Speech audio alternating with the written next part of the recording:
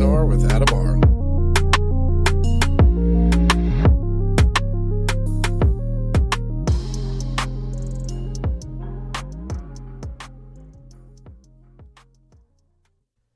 Welcome to 3P&R. I'm your host, Adam R. And joining me for this episode, Sandy Martinez, Laci Ghiglieri, and Detective Jason White. How's everybody doing today? Great, thank you. Real good. Excellent. Let's start with this. We'll do a brief summary. Jason White, Detective Jason White, just give everyone a brief summary of who you are and your background. My name is Jason White. I'm a homicide detective with the Tulsa Police Department, where I've been a homicide detective for coming up on 14 years. Been a police officer with the city of Tulsa for almost 25 years. I've worked at a variety of assignments before I joined the homicide. And you had an appearance on the first 48, right? Well, we've been on the first 48. Basically, they've been filming us since July of 2014. They have filmed in Tulsa longer than any other city, and just recently we've aired on more episodes than any of the other cities since they've been airing, and they began airing in 2004. So we've been on there a long time, and I think we're pretty much regulars as far as that television show at this point. I'd say, because a lot of people reached out to me about you. I told you about that. So, Laci Ghiglieri, tell people who you are and your background.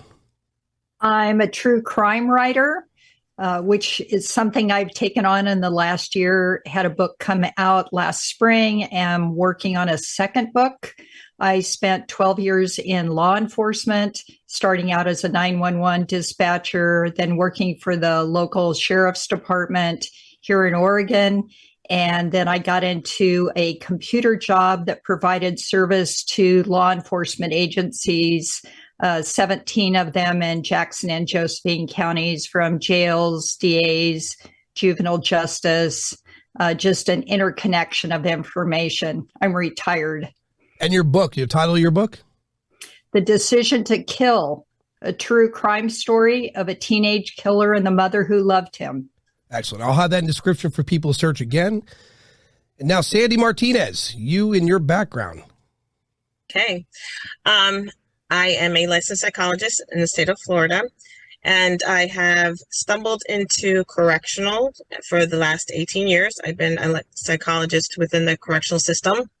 Prior to that, I did neuropsychology, so I went from dealing with people who have had TBIs or anything like that, neurocognitive deficits, to criminals. And that's where I've spent the last 18 years, is actually treating them. Excellent. Yeah, that's a big transition, especially in the correctional institution here. Yes, very much so. As we were talking in pre-podcast, a lot of these people think they're celebrities. It's crazy. So let's start it off. Today's topic is Scott Peterson, and the question is he innocent or not? And I referenced the docuseries to the three of you, and a lot of you did your own research independently, which is great. Let's kick off with Jason White. You're a detective on this case. All the factors given that you've looked into, what's your impression? Well, I mean, I it's kind of been an up and down roller coaster, honestly. When you watch the docuseries that you had mentioned, of course, I followed the case when it first came out. Watched it on Court TV back in I don't know if they televised parts of it, but I just remember them, the case being on and following the cases that happened back in 2002.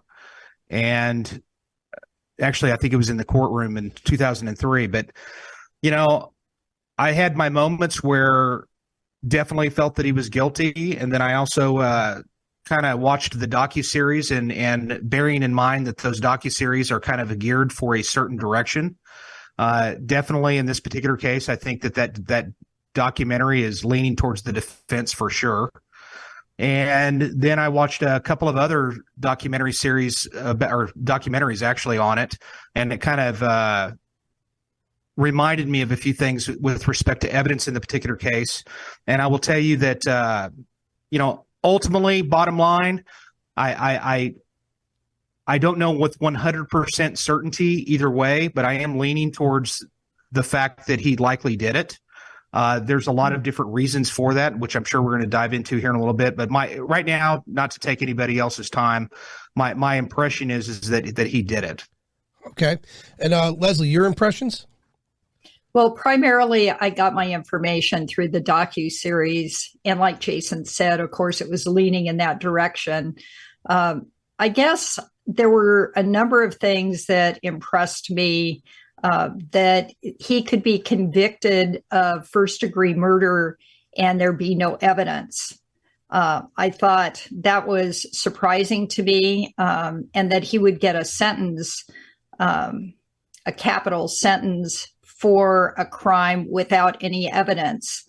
That was just a little surprising. And as we talked before air, just his history didn't seem to be of a violent nature. It seems like people don't jump directly into murder usually, especially a husband and wife. There's some sort of inkling, besides the fact that he had a mistress. There's usually some domestic violence. There's just something, the wife would have talked to friends of hers and the family would say, well, we saw this coming, but nobody thought that. So those couple of things, along with a litany of other examples they gave in the docuseries, was very interesting to me and surprised me that it concluded the way it did. Right.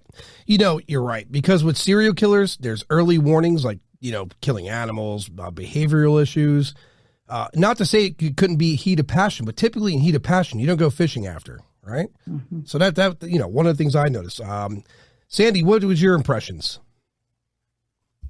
So after watching the docuseries, from a psychological standpoint, they didn't really provide a lot of information.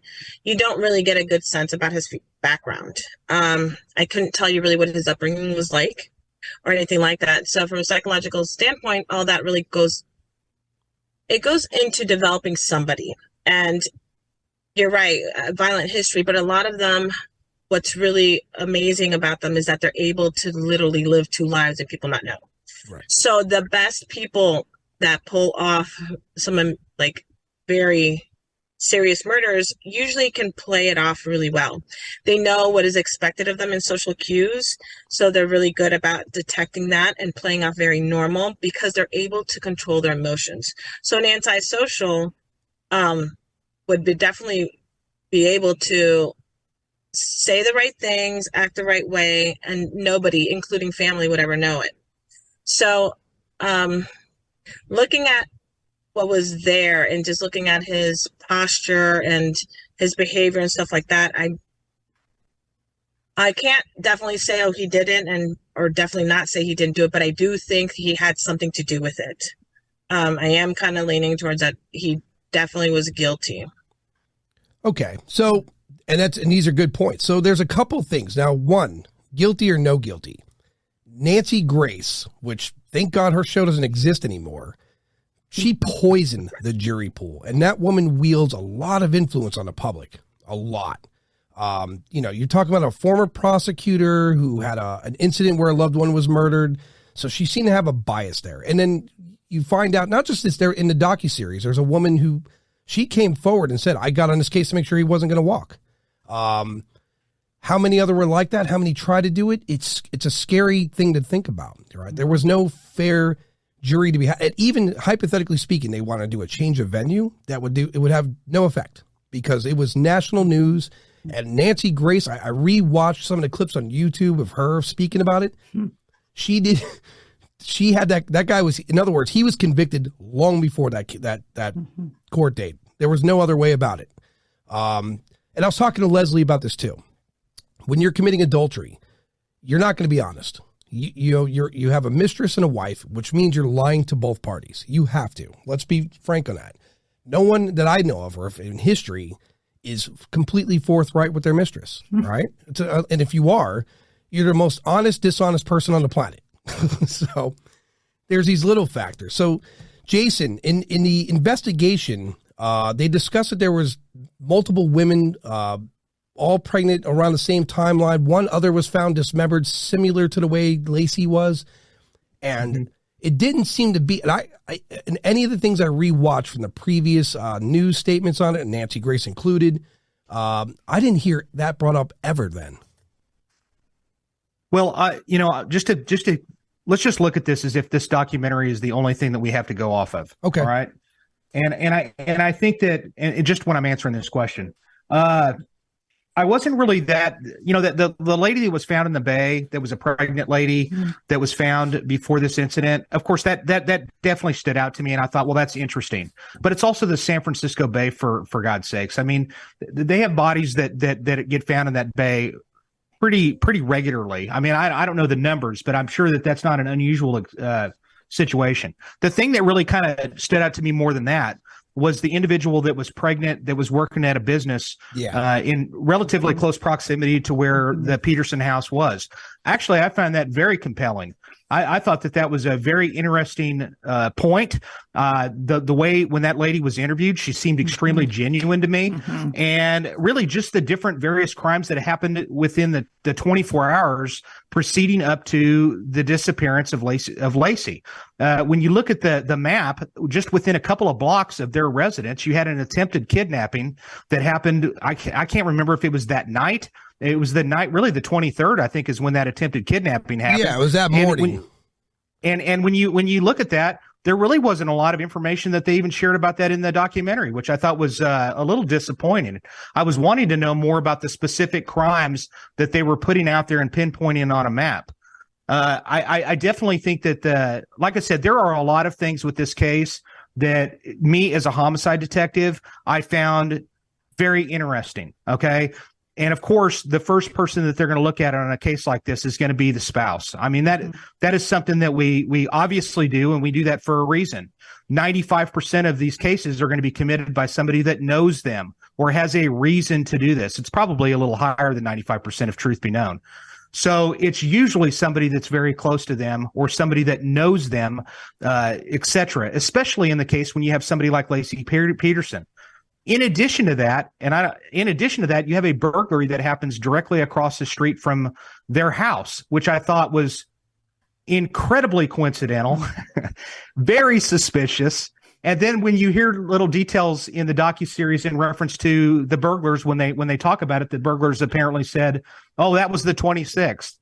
Well, one of the reporters himself said that that's impossible because we were standing in front of their driveway when that could have happened. So there's a lot of different things that kind of are incredibly interesting from her walking around, or at least a pregnant female that certainly matches the description. I don't know that anybody actually physically identified her as being the person, but I think that with the news coverage that you would have with a case like this, you would have had somebody that would have stepped up and said, "Hey, wait a second, that was me. I'm the lady that they saw walking through the park." And so when you have none of that, I think that just adds to the different points of the case, which would easily lead a lot of people to go, okay, well, when you look at these different things, then there's something there. And I'm not saying that there isn't. I'm just saying that it definitely causes you to lean one direction and go, well, wait a second, that is interesting. From the mailman to the, et cetera. There's a lot of different things. Yeah, the neighbor who found the dog outside. The big part too that disturbs me.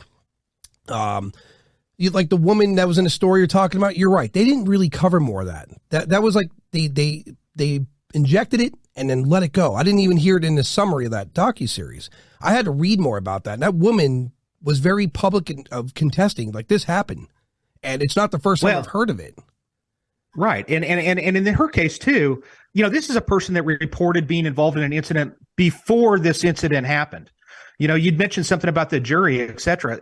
Listen, probably at least half of those people that were on that jury, if not all of them, were people that wanted to be on that jury. I think that in most of these cases, with a case that's high profile like this one, I would say most of those, and this is, the psychologist could probably better address this, but I think that most of those people wanted to be on that jury because I don't know if they were thinking that there could be some notoriety that comes with this, that it's going to be super interesting. The world is going to be looking on this. They're going to be in an incredibly important position for a period of time, et cetera, et cetera.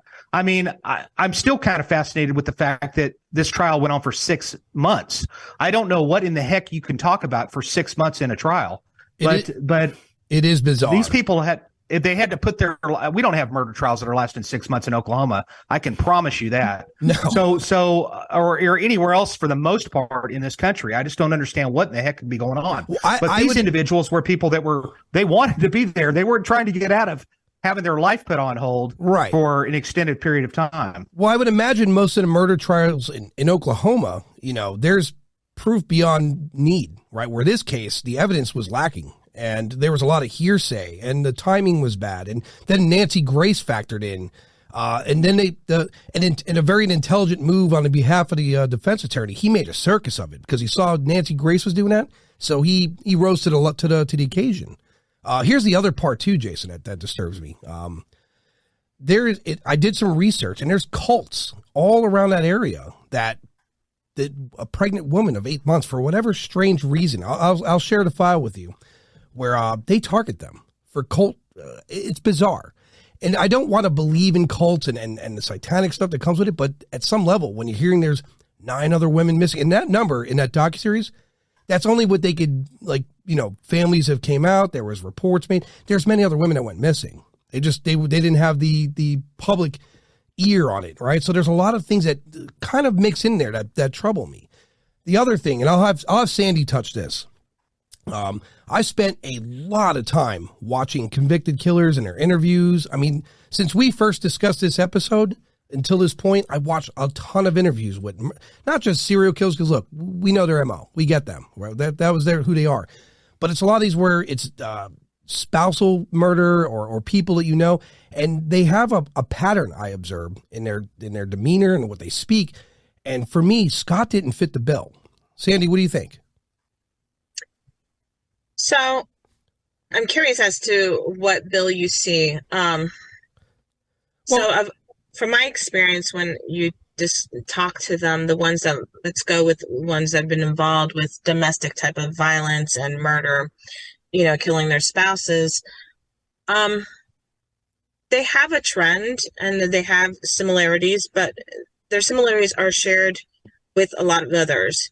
And the thing with him is he does strike me as some of your higher functioning murderers. His behavior did not match a lot. So if you just look at the nonverbal demeanor and everything, so when he's being interviewed, no offense, but I had an experience that really rocked my world, and it was where I thought my son had gone missing, and I was up in Boston, and I was frantic. I can tell you I was absolutely frantic, and every conversation I had with all these different types of individuals in the prison system came running back. He didn't seem anxious. I watched his hands. I watched his behavior. It was very open. He wasn't guarded. It wasn't closed off. And nothing about the way he carried himself. He sat in a very relaxed, slouching style, even when being asked. So for me, for you to be that comfortable and being asked by detectives about your missing wife and child, I mean, we're not just talking about a wife. You're about to have a child in a month or two. Normal, emotional individuals are not going to respond by slouching, by feeling really relaxed. When the detective left the room, he remained in complete composure. His face, again, flat, no expression, really relaxed. Nothing led me to believe that he was actually anxious or worried. So if you look at his nonverbal cues, it really didn't lead to I'm really worried about my wife. I need to know. Nothing about his facial expressions were I need to know, or asking questions, right? What are you going to do for me? His hands didn't move. His hands stayed on his legs a lot, wide open, where it means I have nothing to hide. I'm just here. So something tells me that you're comfortable. When you describe that, I hate to say this, but why are you describing it that way? Reminds me of the interview with Jeffrey Dahmer. That bothers me a little bit. That bothers me. Yeah, and that's what I'm saying is that your sociopaths, they're not emotionally driven. So they're able to function under a lot of stress, and they're able to play off very relaxed. And they're not going to sweat like that. They're not going to stumble, nothing, because their conscience is clear. You have to understand that they don't operate under a lot of guilt. For me, doing something wrong, I'm like, oh my gosh, I did that. And so, like, if you ask me, I'm like, oh my gosh, I'll start confessing immediately, like, yes, I lied, whatever. But for a sociopath, that doesn't exist. There is no guilt. There's no remorse. So it is what it is. And so they're able to just sit there and exist. So it goes back to Leslie and I did the conversation. She did a little due diligence, finding about his previous relationships, and he didn't demonstrate any kind of violent behavior. He seemed to be a pretty caring guy. And Leslie, it's not impossible that this, he, like Sandy's saying, he could be two different people, right? That's the scary part of it. Because if you listen to the episode I do with Cloyd Steiger and his former partner in Homicide, they're talking about a serial killer. They caught this guy. He's in jail. And he's talking about his victims, and he's really cool. They're bringing him burgers to get him talking. He's really cool. And then they mentioned the one girl that got away, and he went from talking to this. Yeah, I remember. This really his personality slipped into this other person because his prey got away. He completely changed who he was. And I got to even now I'm getting the hair on my arm standing up. That creeped me out. That guy he switched roles instantly. So Leslie, in your opinion, I mean, obviously the experts are here. They're leaning towards guilt. For you and I, we hold hope out mostly because, Nancy Grace fried this guy. And again, even if he's guilty, there's no reason in this country where you're supposed to have a fair juror and a fair trial. Should this woman be on the news roasting someone? If it were me, let's say hypothetically speaking, I got an altercation with someone close to me and some things unfolded and this person ends up deceased, whether it be self-defense or premeditated or otherwise. If Nancy Grace has it in her mouth, I'm done. Before I get to court, it's over for me. So what are you thinking, Leslie? Well, I was moved by Scott's dad when he just nailed her about what she was doing. I thought he said it very poignantly. And she almost was without response. But then all she did was just push back and just explained why she needed to say what she felt, and that was her place, and that's what people wanted to hear. Yeah, she was very unlikable, the way they portrayed her. Yeah. And so I wanted him not to be guilty just because I didn't like her, I guess. Shows how we're affected by what we hear one way or another. But like we did talk about his former girlfriend. So the former girlfriend before Laci, so there was no murder. The guy had just living life, had a girlfriend. They dated for a year and a half. So it wasn't a short term. She was 18. They met at a restaurant. And she said he was wonderful. He was just kind and he was thoughtful, kind of more on the quiet side. In fact, that's why eventually she ended it, because she said he never wanted to cut loose. The guy was she didn't say he was a deadbeat, but she just said, she wanted somebody with a little more, would free himself up once in a while, So was he acting like that, or appeared to be reserved, quiet, controlled because he murdered his wife? Or is that just part of what makes up Scott Peterson as far as his personality? Right. Yeah, we don't hear a lot about his childhood dynamic or his social dynamic as a child. So, it's hard for me to say who he is. I can say one thing. I know people that a friend of mine, when his grandmother passed, maybe he's a killer. I don't know. But he showed no emotion. He's very private with his emotions. His demeanor. I remember we were at a pool hall when he discovered she passed. And he I don't want to say he shrugged it off. He just had a blank look in his face. I'm not going to say his name on air because I don't want to embarrass him. But he was a fun guy for the most part. The first time I watched Scott Peterson on TV, I thought of this person immediately because this person resembled his behavior a lot. He didn't have any emotional highs or lows. I mean, you're talking about a guy when he's playing pool, you can't tell if he's winning or losing. You have no idea. He doesn't alter who he is. And then later on, fast forward to like 2013, we had a good friend of ours pass away. And same thing, at the funeral, we're all pretty distraught. It's written on our face. And he's there as blank. So I remember when I first observed Scott Peterson, I thought of this individual that I've been hanging out with for years. I'm like, wow, it could just be he has like a low empathy, or maybe there's some sort of, psychological thing that I don't comprehend. So maybe I'm holding faith out for Scott here. And ultimately, again, maybe you're right. I just don't like Nancy Grace. I don't like what she represents or what she does. It's really, in this country, we're supposed to have a fair trial, regardless of our charges, regardless of who we are, our status in social dynamic. We're supposed to have a fair trial. It's unfortunate that if someone goes, on the air and they poison the public's ear, people form opinions even without looking at the facts of the case. And that bothers me. Now, however, I'm not an expert on this. So, Jason, the investigation, you're a detective on this case. And now the docuseries kind of informed us on the timeline. I'm not sure how accurate that is, but from everything you gather in that opening, from the start of her murder right up into the part she's discovered, what are your thoughts as a detective? Well, I'm going to echo what you said. I'm not an expert either. In reference to, I've been a homicide detective for a long time, and I always like to tell people, hey, I'm not an expert. I mean, if you look at what we do, we can't even keep up with phone technology, for God's sakes. Mm-hmm. So how in the world am I going to go into a courtroom and claim to be an expert, or even in this forum where other people who potentially could be watching this?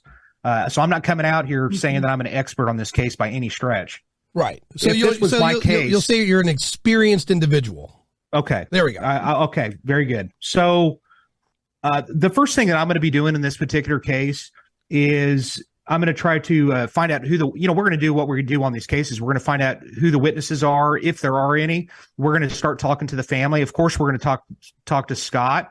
We're going to get search waivers and try to look at phone records, computer records, see if there's any video in the area, etc. The other thing that we're going to do is we're going to try to get as much victimology as possible, and that's just basically learning as much as we can about her and really him as well. I'd say, just to see what their relationships are like. I'll tell you what, I was taken back by the fact that the family really were, there really wasn't anything to speak of on their behalf as far as pointing the finger at him at all. I found that there were certain things that happened in the investigation that I found really interesting. And that was the fact that he never made a phone call to her after that early morning phone call. He never made a phone call to her that evening. He never called her to say, hey, I'm on my way home. I've made it home. I'm going to take a shower, get ready. There was never any phone calls to that. And I think that that's a real powerful thing that he didn't do. Right. And then from there, there's just a lot of things like that where you're starting to want to develop a timeline as to what he did and where did he go and what can you prove. Believe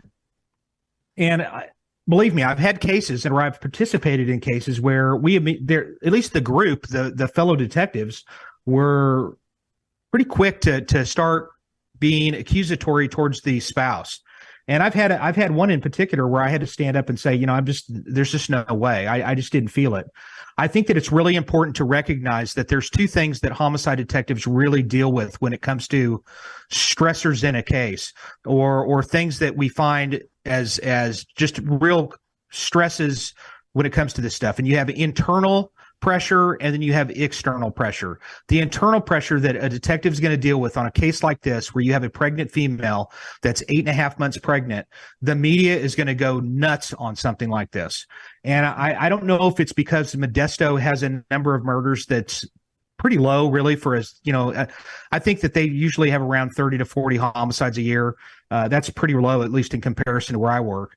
And in that, you've got those internal pressures, and that's really going to be your administration that's going to wonder, where are we at? How come we haven't made an arrest? What are you doing now, et cetera? And then, of course, the training that may be the budgetary concerns, training, et cetera. The external pressures in this particular case are off the charts. I mean, I think it's probably one of those cases that I can't think of too many others that really even rank up to that level with media presence and the media pressure and the special interest groups and just the people that literally were captivated by this to go out there and help search, put up flyers.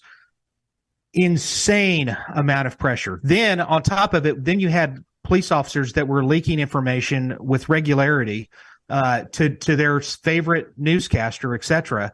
And that media, that information is getting out there, and therefore he's getting. I just don't know that we would have that situation. I would like to think that we would not have that situation happen here in our jurisdiction.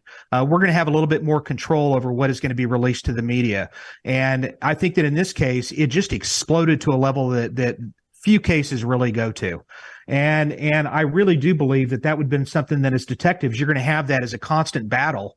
And you want to hope that your team is going to stay tight-lipped and just kind of do what you're supposed to do and look for evidence and clues to try to determine who this person is that could be responsible.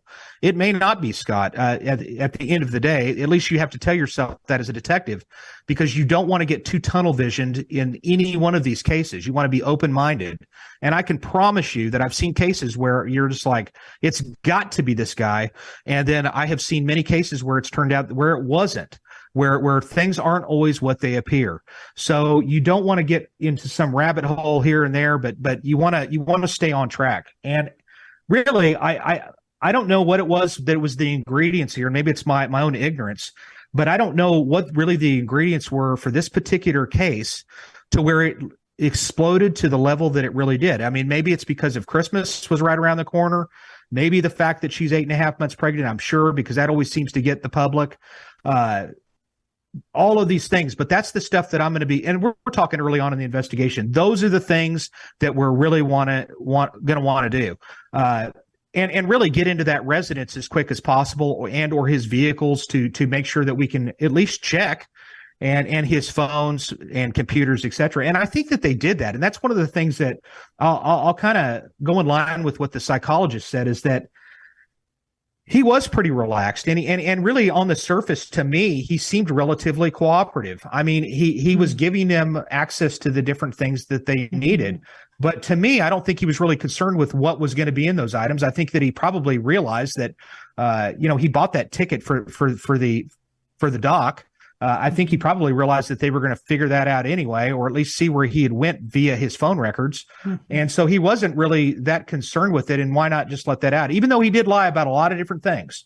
And he even lied to people that were close friends or people, that neighbors, when they asked him, well, hey, where were you today? And he said, well, I was out playing golf. I mean, that's kind of silly when in fact he's telling the cops a whole different story. I don't quite get why he was kind of all over the place, but it's difficult to keep a lie going, and it's much easier to tell the truth. So, those little lies I think were important, but that's where we would have started the investigation. Honestly, is just what I've said. I mean, it's not, we're not building a rocket here. This is pretty easy stuff.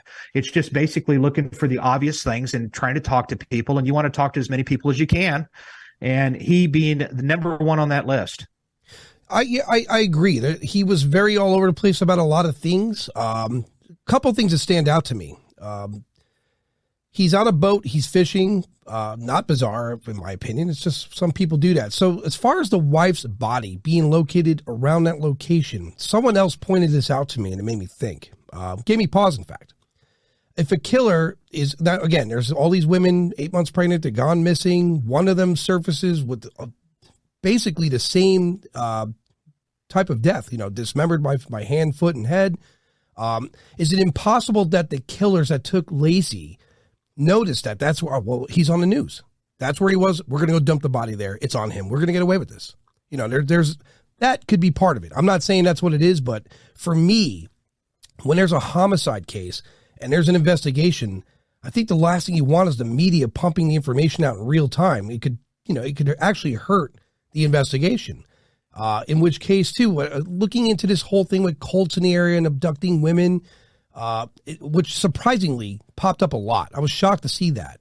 I didn't realize the extent that existed.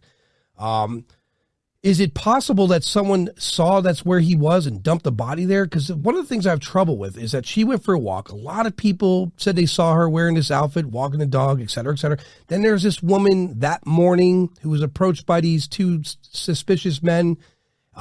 Basically, I think if I'm mistaken, but it's like 15 minutes away from Laci's location. Maybe killers did, like I said, did they notice that, well, he was there, we could dump the body there, it's on him. Is that possible? Well, if you're asking me, the one thing that with the baby being outside of the mother, my initial thought for years, honestly, until I kind of researched a little bit more and watched some of this documentary, and I may have seen something else somewhere else, but I wasn't really surprised that the baby was outside of the mother. I mean, here's what bodies do. They bloat. Right. And when they bloat, I hate to be graphic, but this is what happens. I mean, they bloat, they get big, and then things that are inside go to the path of least resistance. And the baby, I wasn't surprised one bit that the baby had been evacuated from the mother. What did surprise me, however, was when recently, by doing just kind of researching this as of late, is the tape that was on the baby and that there was possibly a cord around the neck. And then really the third thing that was kind of interesting to me was, and there's been so much misinformation in this particular case, honestly, so I don't know if this is even 100% true, but that there was fecal matter in the bowels of the baby, which would have suggested that maybe the baby was alive for a period of time. At least that's what I read or saw somewhere. So that was interesting to me. Do I think that it's possible that somebody could have? I think it's. I guess. I mean, I think it's possible that maybe they could have done something like that. I think that would be taking a huge risk. I mean, you've got an area there that these individuals are probably going to be a little bit panicked that there could be a lot of cops around or whoever. I don't know. I don't know what the access is there at night, et cetera, et cetera. But I'm not going to say that it's completely beyond the realm of possibility. I think that would be silly to say. Right. Yeah. Again, I wasn't around the detectives. I didn't speak to them, so I don't know what their train of thought was. But they did seem hyper focused on Scott, maybe for good reason. Could be. Sandy. All right. We're going to talk Laci's body's discovered.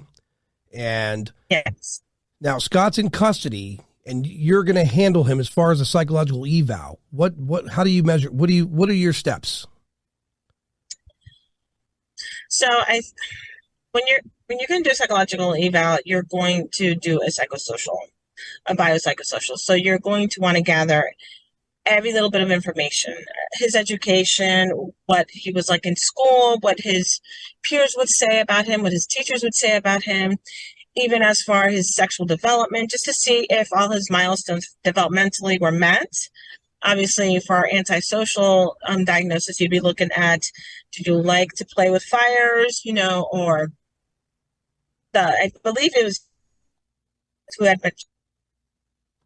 Oh, we lost Sandy. All right, Leslie, I'll get her back in here. Leslie, go ahead and move into your thoughts on. And when I say your thoughts, let's talk. Laci's found. Scott's arrested. We're not talking what we know now. Talk about like what you think upon learning this. Upon learning that he's been arrested, right? Yeah. Let's say you do, like, because I went back and watched a bunch of the news clips, and I'm going to be honest. At the time when this happened, I was shooting pool, hanging out with friends, and when I saw his face, I was like, hey, he's guilty. He did it. I didn't give it a second thought because again, the news had him painted as guilty. So, what are your thoughts from upon that time? Well, I'm like anyone who has, looked at true crime at all. They always have to look at the spouse. I just didn't see anything to jump to arresting him, really. I know that they pointed out the beginning statements by the prosecution because Scott had mentioned, I'm sure you remember, Jason, where they talked about what was Laci watching on TV, and Scott, that wouldn't be something in my mind that he would have to investigate that. So if he got asked that question, he would have that information. It seemed like it just came out of him naturally because he was saying what happened that morning, and that Laci had been watching Martha Stewart and because she liked to watch the cooking show. And so they thought they were going to get him by asking, oh, what was on? He's like, well, something about lemon and then they went back and watched the program. So it seemed like that was honest. He was just answering. So I'm not really sure, other than they wanted to have someone. And to me, the big change came when Amber Frey showed up. Yeah. Because people that maybe didn't think it was Scott figured if he was cheating, then he was a murderer. They didn't like him. How could you cheat on your pregnant wife? And I'm not saying there's anything good about that at all, of course, but, I just think that made them buy into the fact if he was cheating, then he was wanting to do away with his wife. So it just was hard for me to see that. Like I said, the jump to arrest him, I kept waiting for there to be something in the interrogation that would lead them to go, aha, okay, we caught you in that, or they found blood in the house, or they talked about the smell of bleach. But how many crime scenes, Jason could speak to this, how many crime scenes does somebody maybe try to clean up, but then they come in and they can figure it out, the forensics people. So I just had a little trouble making that step to arrest him at that point. Yeah, I have to agree. For his first murder, it was remarkably clean. That's the other big thing for me too. With the conviction itself, I didn't really see any real evidence pointing his direction other than what I consider to be hearsay. And let's give credit to the detectives. They did great work. They did a lot of time. I mean, there's a lot that was put into that case that it would have been tough for most anyone, right? Because there's so many moving parts to it. But there in the actual case itself, the actual court case, I don't know if I would have convicted him. If I was on a jury, I would be unsure. But then again, that's what makes people different, because I had someone in my life who demonstrated that kind of same behavior. And it led me to believe, like, well, maybe he's just, he's one of these people who are socially awkward. But then you can't say that because you see some social clips with him, not too many. And let's be honest, if you're committing adultery, you're not being honest already. We were talking about that pre-podcast. And if you have a wife and she's pregnant and you have a mistress, you're lying to both parties, and you have to do it well. And what Jason said earlier, it's the nail on the head, right? It's hard to maintain a lie. It really is hard to maintain a lie. And the reason being, because to lie, you have to reconstruct a fabricated story. So it's not like an experience that the computer, your brain, is already registered and it's in the data banks. You have to constantly reconstruct this. And if you miss little parts, then I think what happens is you start fabricating and you're reconstructing things that may or may not have been said the first time around. And so a lot of people heard the phone calls between him and Amber Frey. And I think what really sealed his fate, personally, is when he said, "This is my last Christmas with her." And Nancy Grace took that. No question. Yeah, Nancy Grace took that as he killed her. Yeah. But that's the thing. It may be that he was intending to leave his wife, right? Mm-hmm. This is my last Christmas. And like I was telling Leslie in pre-podcast, it might be that he's like, well, in my mind, my wife's 8 months pregnant. I'm going to stick around till she gives birth and at least try my best to see her through the postpartum depression part of it. And then I'll leave her. So he might have had decent intentions, maybe, but at the end of the day, he's lying to both parties, and that's just part of it. And unfortunately for Scott, he was really compelling, because if I'm not mistaken, he was saying he was in Paris or something to his mistress, and they were celebrating. And I couldn't for the life of me wrap my head around, like, of all the places you're telling her you're at, why there? And the conclusion to that, to me, is that that's so far away I can't sneak away to see you. That's what he did. I'm way over here. There's no chance I can sneak off and see you.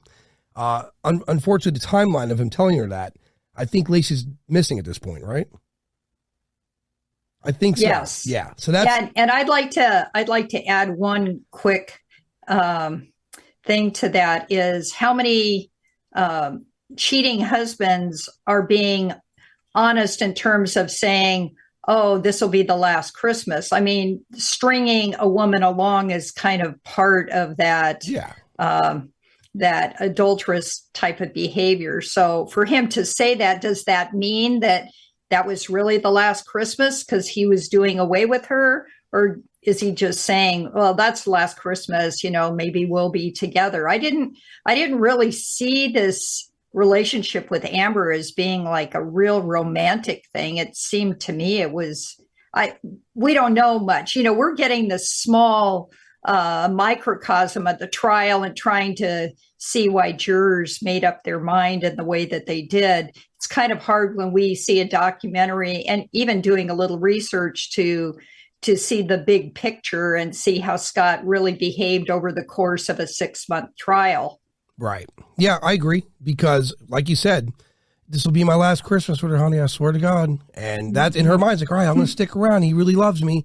And most times mistresses are just as much the victim as the wife, because of the man is really good. Again, he's really good at lying, and he's really good at playing on her emotional cues. So yeah. Is he guilty of lying? Absolutely. But then again, I was telling you, I tell most people this, if you are married and you have a mistress, and if your wife is not, you don't have an open relationship and you're having to lie to both, my goodness, man, if you're not a good liar when you start that, you will be a great one by the end of it. Truth, So, Sandy, before we lost you, I was saying the process of you taking Scott in and the psyche vow, what are your measures? How are you approaching that? Especially with a case that's this high profile. So obviously the primary focus would obviously be objective. And you're going to want to gather as much information as possible. So what I was saying was that about his background, his upbringing, even religiously, didn't even mention it. If he even had a religious background or anything like that, what his relationship is like with his family, with friends, what is it like? Like I said, you want to see where they were at as far as milestones, were they delayed ever in reaching any milestone, even sexual, like when they became sexually active, what were they like with, the other past relationships, not just one relationship, but all relationships, and then from there, you start kind of venturing further. You would do a full battery. So you want to look at IQ. You're going to look at different aspects of the individual just to kind of get a gauge of where they're functioning. And then from there, you kind of, if you need other assessments, you do like a malingering assessment or something like that, just to kind of see where they're at. But you kind of try to use those assessment tools to help you maintain your objectivity. But at the same time, you're reading their nonverbal cues, because sometimes the nonverbal are even speak louder than what's verbal. It's been my experience of a lot of times. Because I've dealt with all kinds of inmates, including death row inmates, high profile inmates too, and after some time, you can see their thinking. But there's some that really, honestly, they give you a cold chill, because they can sit there matter-of-factly just tell you what they did to the individual, and nothing on them shakes. They like nothing, like as if they're reading a book to you, and it is what it is, and this is why I did it, and that's it. It's almost like they're recalling a work day, right? They're just going through them. Very much so. And so with Scott, what amazed me was that, yes, you're right. So if you're going to have an extramarital affair, right? Yes, lying is going to be a part of that. But what's pretty impressive is that relationship really had not been that long. Right. And he's also putting in a lot of effort and lying when your entire world is falling apart. The ability mentally, emotionally to keep that up and saying that, like as if that was his only time, and that's the only time he was a liar, I highly doubt that. It takes way too much energy to keep both facades up. I think they said that he called her when he's at his wife's vigil. Yeah, that's right. If at any point in time you loved your wife and child, I think that would be a moment where you'd be like, okay, my side piece can wait. Right. You know what I mean? And he didn't. And he kept the facade up then. And you're talking about that was be in a very emotionally heavy moment. That if you love somebody and you really thought, you know, and you knew they were dead and everything, listen, you would be emotional. I agree. I don't care even if, because unlike, like, we can lose people and in the moment we're in shock and our brain will just go and we're on autopilot. But once they know they're dead and they've been dead and this is a little later and you're still keeping up the facade, is pretty impressive that you have that much ability emotionally to pull it off. I agree with you because I lost one of my best friends, I mean, years ago, like 2 decades ago, and I'm still affected by it when I think about it, because there's that thing where, you know, what could I have done differently? Well, I guess different circumstances. And in this case, you know, he overdosed. And then there's that question in my mind, like, did I not see this? Should I have done something more? Should I have been around? And you're right. So this guy's wife and his unborn child are dead, and he's on the phone with her talking about being in Paris. That does bother me. And you actually hit on a very good point. If, especially, I'm the husband and father, wouldn't you once think, what could have I done differently? Maybe I shouldn't have gone fishing. I was selfish, which is kind of weird because they said that he didn't go golfing because of the weather, but fishing was okay. And he only fished for 1 hour.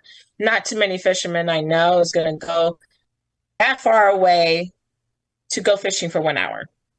You know, that leads me back to something Jason said. And so this kind of between you and Jason, and here's where I sit with this. Jason did say, and like you said, he's very matter of fact about what happened, you know, no real emotional cues. And why wasn't he calling for the search of this quote unquote killer upon her body being discovered?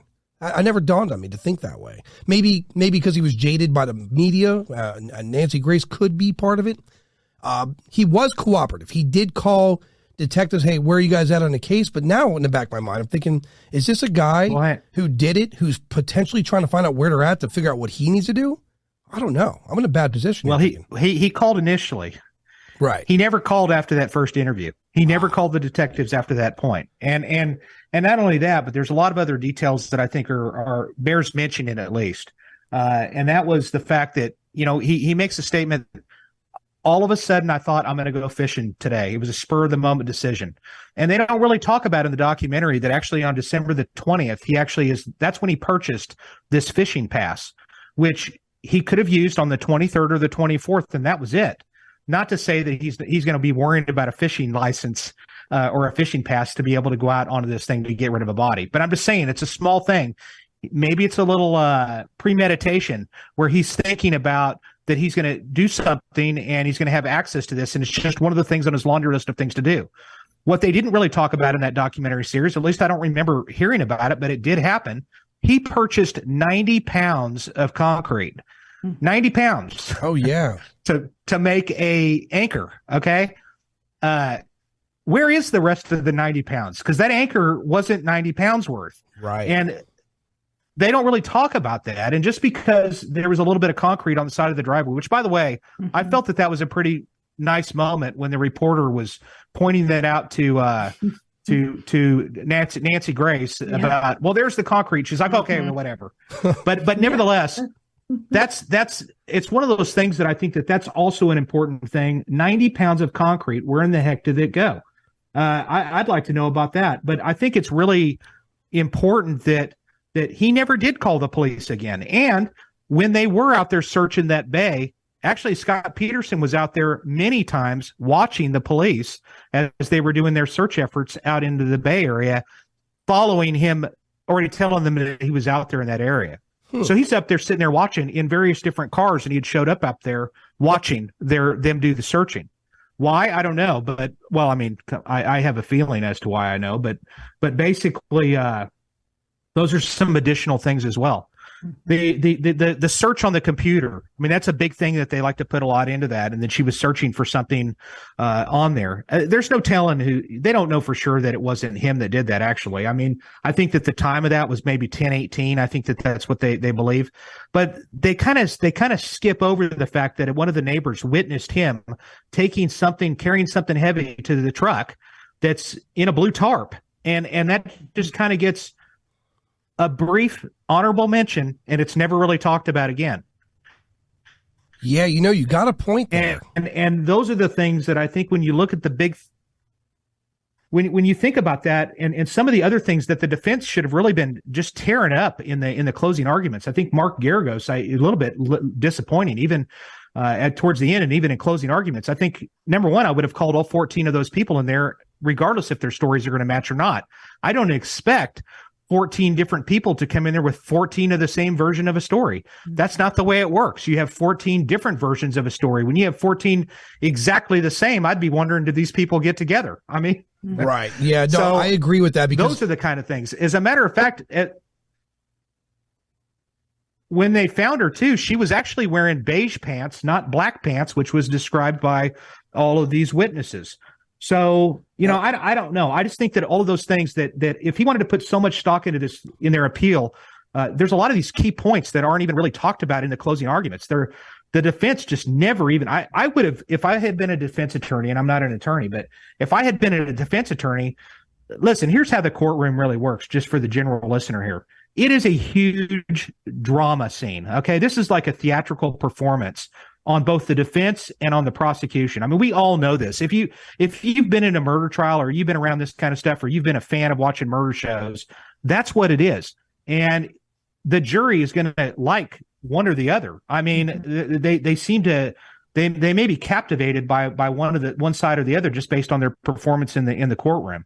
Not to say that they're not going to look at the evidence. I think that jury had some interesting people on it, to say the least, especially that redheaded lady at the end of it. Yeah. I don't necessarily believe that the conduct of those jurors was acceptable in any way, shape, or form, from going to the bar and drinking and talking about how we're going to bury him, or he's going to get wiped out, or whatever the case may be, to the female who they coined a strawberry shortcake, or whatever the heck they called her, to her getting up there and saying that, what she said about him, which is incredibly irresponsible and unprofessional. I mean, you need to be, there needs to be a decorum with the jurors, period. Right. And I had real concerns when I saw that. And then furthermore, and just to kind of be devil's advocate a little bit, for if you did feel that maybe he got a raw deal in any way, but for the jury to kind of gang up on that one person that was the doctor that was the jury foreman, that was bringing up some interesting points. I mean,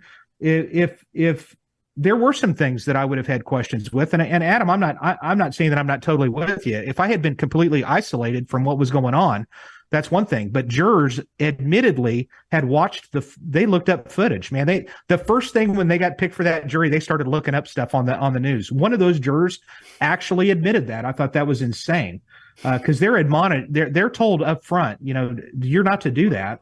And there's for good reason. I mean, you want jurors to kind of stay away from that. But I guarantee you, if you had a way to check, I guarantee you probably most, if not all of those jurors were watching that footage late in the evenings. Oh, undoubtedly. And then top it off, we all know I'm not a fan of Nancy Grace. I'm really not. But if you watch Nancy Grace, and I invite people that are listening to rewatch her old bits from that on YouTube about the Scott Peterson thing. She reiterated again and again, almost like a hypnosis state, guilty, guilty, guilty, given the facts she gave. And ironically, when you watch the docuseries and hear that the redheaded woman speak, it's almost verbatim how Nancy Grace's train of thought is, as if she's been programmed. And so my biggest issue with all of this, with this entire case, not so much because I'm an evolving mind. I might start this believing one thing, but as I listen and learn, because I'm not one of these people that are too proud. Like, this is what I know and I'm sticking to it. If I learn something, no harm done. I learned something new. It's new in the arsenal. I have to evolve the way I think. However, Nancy Grace, just the way her behavior on the media, and even when the father was like, listen, you're crucifying my son in the media, I'd appreciate if you didn't stop. And rather than her say, I understand, she rebutted him with a snide comment. So she didn't even have respect for his father, who is an innocent man who's not well. There's got to be mutual respect for humans altogether. It's the biggest problem we have here on Earth.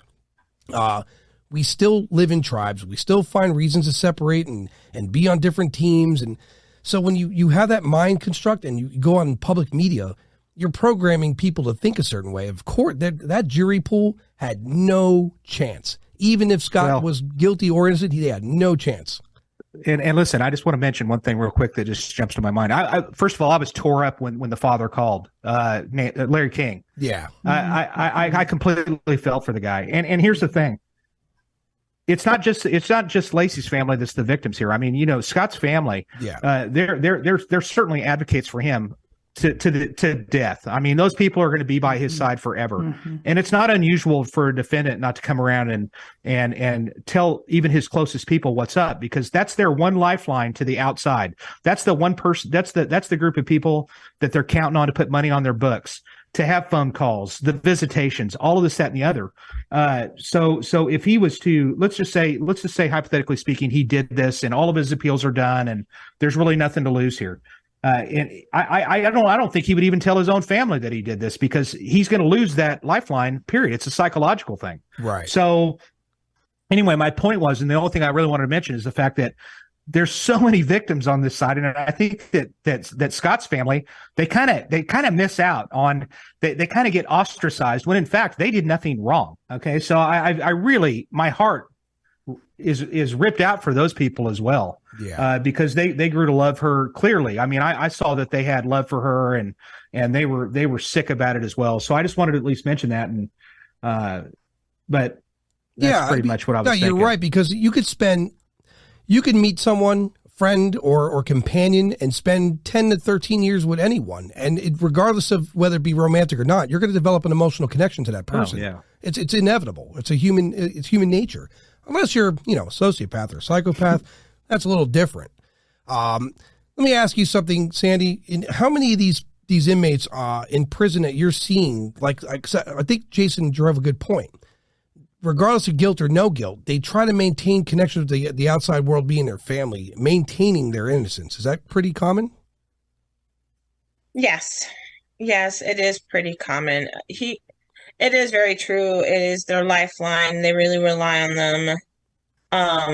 If they want to get money for additional food items, anything like that within the prison system, you need somebody out there advocating for you.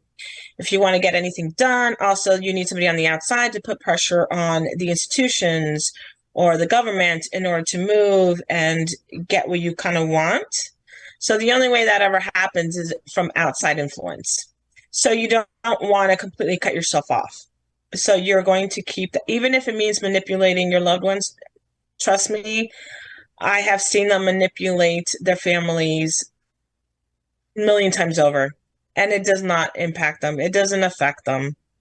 They will do what they need to do in order to survive. I mean, and that's really what it is. With Scott, I have to admit, my thing is, when I was looking at this docuseries, I just kind of felt like it's what a lot of research does. When you look at research studies and they'll say, oh, research shows this, that, and the other, you have to kind of look at how things were sampled. You have to look at what, how the research was conducted. And so I felt like this, they probably left out a lot of information. And so just like Nancy Grace did, where she definitely contaminated the trial by, having this huge impact. And yes, I do remember her basically saying he's guilty, like there's no doubt about it. And I can see the jurors not being influenced by that, because she's seen as somebody who is an expert, right? Right. She's a law expert. She knows what she's talking about. So she's saying he's guilty all along. And also, if you have that going on, and then you have this docuseries that kind of is portraying it, they also are painting the picture they want to paint.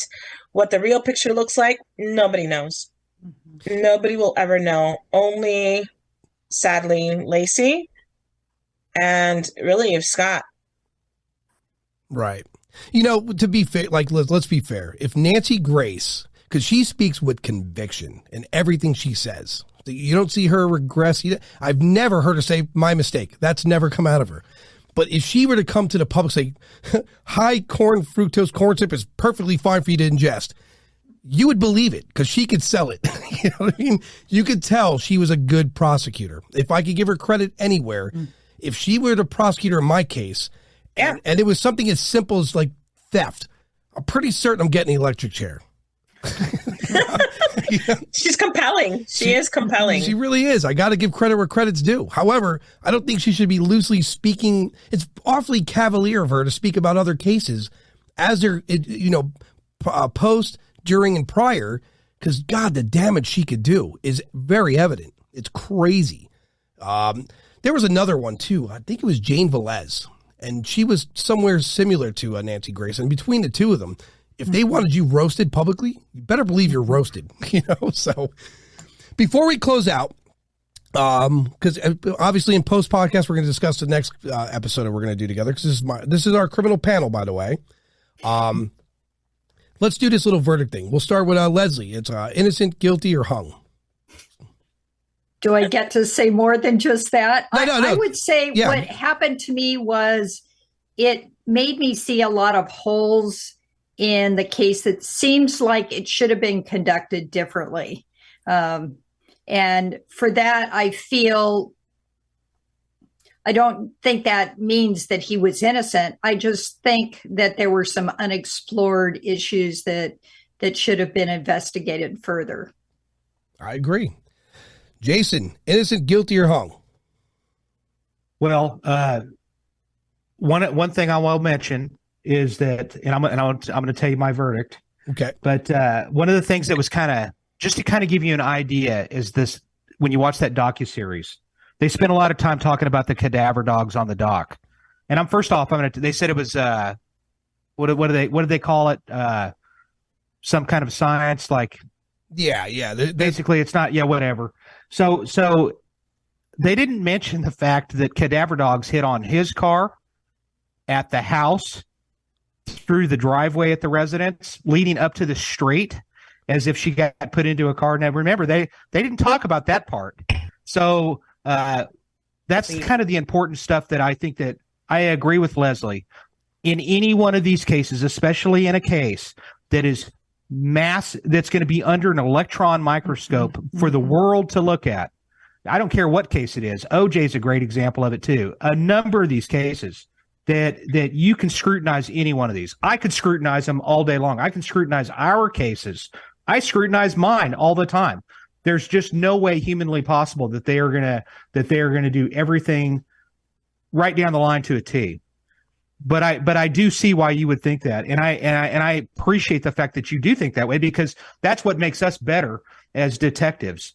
At the end of the day, I do think that based on the totality of everything that happened within this particular case, that to me, he's guilty. It's his behavior.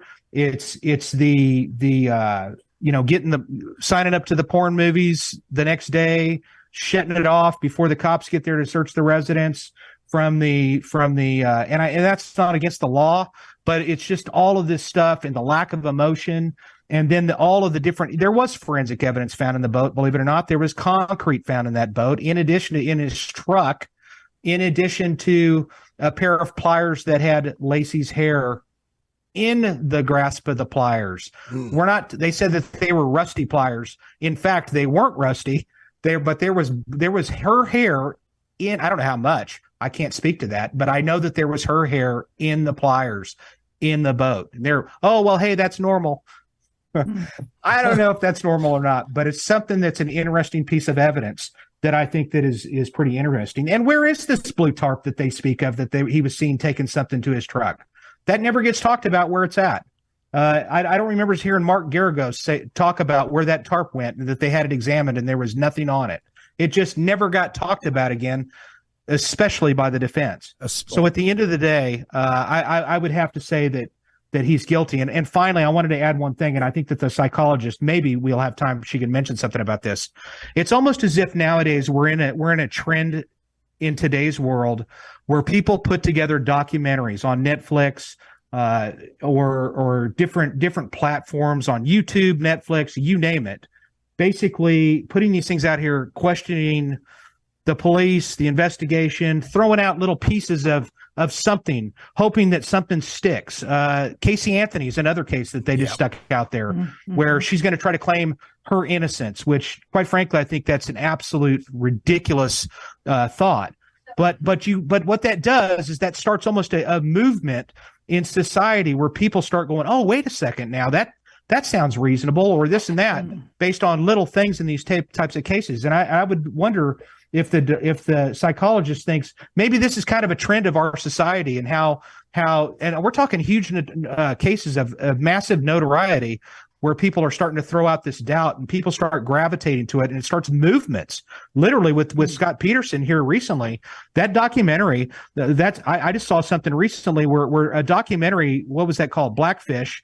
It was a documentary about that. That literally, just because of that documentary, that literally almost shut down SeaWorld. Yep. I mean, it's got a massive amount of power, and that's kind of the trends of the world, because people watch Netflix. They love the murder documentaries. My God. And then you throw out little things just to create doubt. Look at the massive movement that has created, specifically with the Scott Peterson case. This is a case that, I mean, they were going to bury him under the prison, and we would have lost all remembrance of this guy. And then all of a sudden, because of that documentary, look at what it's done. It's spun everything up. You're 100% right. Yeah, because my piqued interest in the Scott Peterson case was that docuseries. A friend of mine said, if you're really looking to do mine too. Yeah, he's like, if you're looking to look into crime cases, just take a look at his series. And I did. And it really altered what I believed, because, bearing in mind, when this took place, this is 2004. I'm busy. I'm hanging out with friends. I'm shooting pool. I'm doing other things. I don't sit around watching the news, but at that time, he's guilty. Look at this guy, man. He's relaxed, and there's an image of him laughing. I remember distinctly then. He had like blonde frosted hair, and he's smiling. I'm like, yeah, this guy did it, bro. But yeah, this docuseries repeaked it. But now speaking to all of you allows me to evaluate. And again, I'm an evolving thinker. I'm not set in my ways. If I learn something new, I am bigger than I'm not too big to say I learned something new and I'm wrong, and so I feel a little differently now than I did when we began this. And that's a good thing, right? That's how we learn. Sandy, you'd summarize and then deliver a verdict. Okay.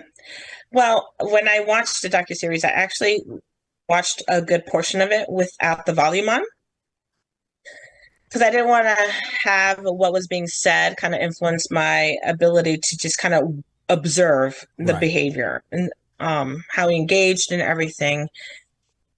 The thing is, I maybe it's because I've been working in corrections for 18 years and I'm cynical and I have been manipulated a bunch of times, and I see the ability that I do agree that I think they did a poor job handling this case.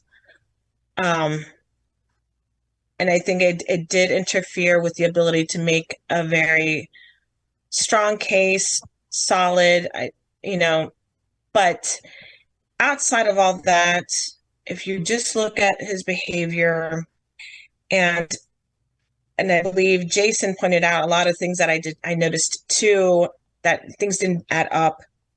And when so many things don't add up or things get left out intentionally, I'm sure the entire premise of this docuseries was to create doubt, right? Absolutely. And it did.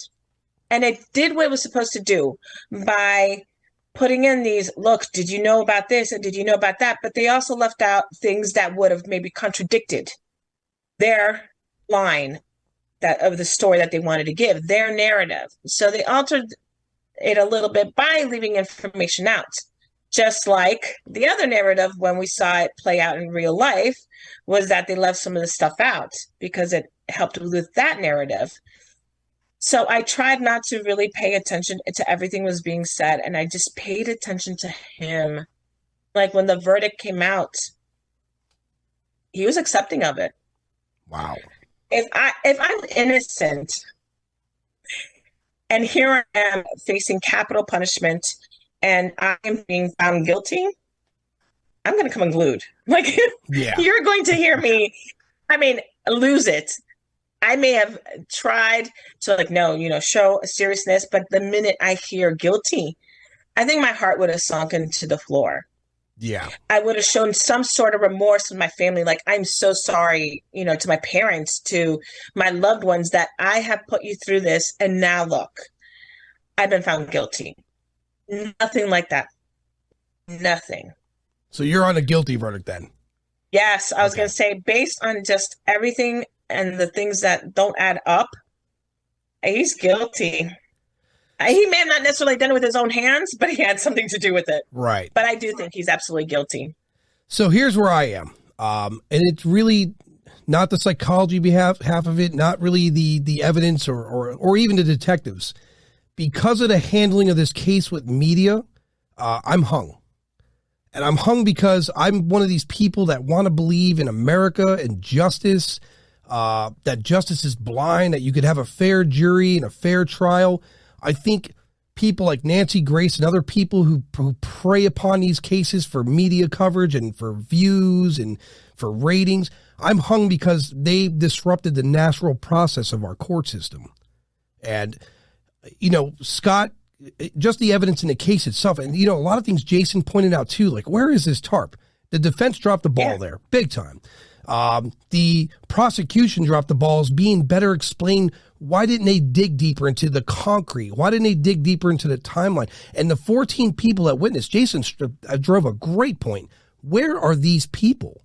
This it could work for both the defense and it could work for the prosecution. However, the jury will never know that because they didn't summon these people to court. Where was the woman who witnessed these people coming to abduct her and she had to call the police? Where was the neighbors and the news people, the people robbing a house directly across the street? So for me, I'm hung because I feel like this case was handled incorrectly, not by detectives, but by the system and by the media. It was both unfair and unprofessional, and that's where I stand at it. As far as personal feelings of guilt with Scott, I lean towards saying he's guilty in that sense, agreed with you guys, because his behavior. And what really stood out to me is something that Jason said, and Sandy said, and even Leslie. Your loved one just perished. What are you doing on the phone with your mistress? Not just not sounding, you know, remorseful or depressed, but you're lying to her about where you are and what you're doing as to, like you said, to string her along. That's the part of you lying to your mistress to keep her on the string should not exist at the point that you just lost someone whether you are in love with them still or not, years of history with a child in the making. And that's where I have a problem. So before we close out, Jason brought up, we're obviously in post podcast, we'll go into specifics, but Jason brought another case to my attention. It's on Netflix that you wanted to examine, Jason. Is that right? Yes. It's called Making a Murderer. Okay. And I think it's fascinating. So I highly recommend it. I when I'm teaching at the academy, basically they could retitle it "How Not to Be a Cop," and I think it's just a fascinating story, and it definitely deserves some really good discussion. So, in my opinion, are we in agreement? We all want to watch this and do another episode together? Yeah. I'll watch it. Sure. Perfect. Yeah, definitely. So have you seen it? No, I haven't. No. Making a Murderer. Then you're gonna love me for it.